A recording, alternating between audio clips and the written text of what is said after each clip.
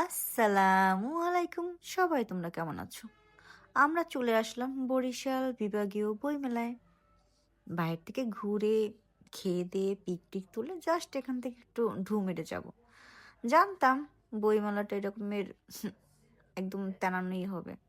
কোনো তেমন লোক নেই, শুধু বইয়ের দোকান চারপাশে, বইয়ের দোকান আর বইয়ের দোকান। লোকজন তেমন নেই, বাচ্চারা দৌড়াদৌড়ি করতেছে, বড়রা হাঁটাহাঁটি করতেছে, এই। বাট ওই রকমের আমেজ নেই। সত্যি কথা বলতে আমরা কজনই বা বই পড়ি?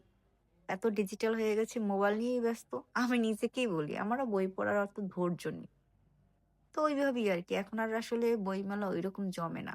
আমরাই জানি কেমন হয়ে গেছি, কিন্তু পড়া উচিত। বইয়ের মত পড়লে যে জ্ঞান মেলে, সেই জ্ঞানটা অন্য কিছুতে মেলে না, এটাও সত্যি। কিন্তু কি আর করার, সময়ের সাথে সাথে বইয়ের প্রতি অনীহা চলে আসে মানুষের।